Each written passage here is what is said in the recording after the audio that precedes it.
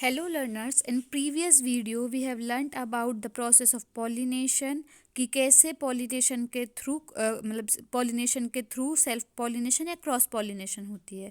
अब हमें फर्टिलाइजेशन के बारे में पढ़ना है। तो जब मेल गैमेट्स और फीमेल गैमेट्स के फ्यूज़न के बाद जो सेल बनता है उसे हम क्या बोलते हैं, उस गैमेट को क्या बोलते हैं, हम जाइगोट बोलते हैं। तो ये जो प्रोसेस है मेल और फीमेल गैमेट के फ्यूज़न की, उसे ही हम क्या बोलते हैं, फर्टिलाइजेशन बोलते हैं। और वो जो जाइगोट डेवलप होता है वो कहाँ डेवलप होता है, एम्ब्रियो में डेवलप होता है। Okay, fruits and seed formation. अब फ्रूट और सीड का फॉर्मेशन कैसे होता है, फर्टिलाइजेशन के बाद ovary grows into a fruit and other parts of the flower fall of.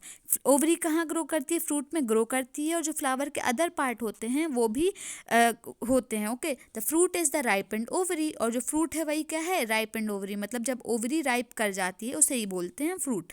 The seeds develop from the ovules, और सीड्स ओव्यूल से डेवलप होते हैं और वो एक एम्ब्रियो कंटेन करते हैं। और एम्ब्रियो किससे इनक्लोज रहता है, एक सीड की प्रोटेक्टिव कोटिंग के थ्रू एक इनक्लोज रहता है। कुछ फ्रूट्स कैसे होते हैं, फ्लैशी होते हैं, जूसी होते हैं, जैसे कि मैंगो, ऑरेंज। और कुछ फ्रूट्स बहुत हार्ड होते हैं, जैसे कि आलमंड्स और वॉलनट्स।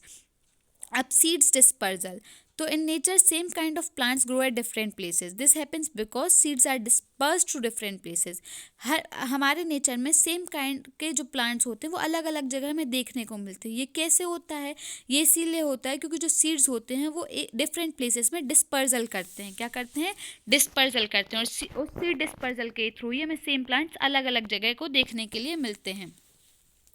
ठीक है, तो जो सीड्स होते हैं जहाँ पर उन्हें हेल्दी इन्वायरमेंट मिलता है वहाँ पर ही वो सीड डिस्पर्स करते हैं, और फिर उसके बाद ही उनको अच्छे इन्वायरमेंट में वो अपने आप को ग्रो करते हैं, जहाँ उन्हें अच्छा सनलाइट, वाटर, मिनरल्स ये सब मिले, और फिर अपनी हैबिटेट्स को वहीं आपस में डिस्ट्रीब्यूट कर लेते हैं।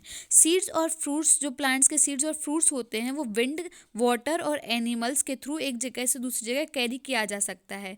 Wind seeds are just those of drumstick and maple, light seeds of grasses और हेयरी सीड्स ऑफ आक and hairy fruit of sunflower get blown off with the wind to far away places. कुछ ऐसे fruits जो बहुत light weighted होते हैं वो तो विंड के थ्रू ही एक जगह से दूसरी जगह जा सकते हैं उनके सीड्स, लेकिन कुछ उतने लाइट वेटेड नहीं होते हैं तो वो एनिमल्स के थ्रू एक जगह से दूसरी जगह चले जाया करते हैं। ठीक है, जैसे कि एग्जांपल्स जैंथियम और उरेना। कुछ सीड्स डिस्पर्स होते हैं जब जो फ्रूट्स अचानक से जर्क होने के कारण बर्स्ट करते हैं, तो अचानक से अपने पेरेंट प्लांट के से स्कैटर्ड होकर अलग अलग जगह बिखर जाते हैं, जैसे कि कैस्टर और बाल्सम इसका एग्जाम्पल हो गया। ओके,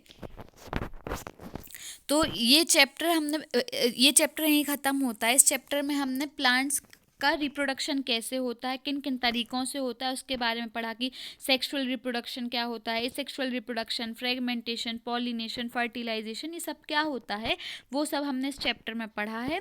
आप इस चैप्टर को रिवाइज़ कीजिए और अच्छे से इन कॉन्सेप्ट्स को अपने दिमाग में बिठाइए। Thank you.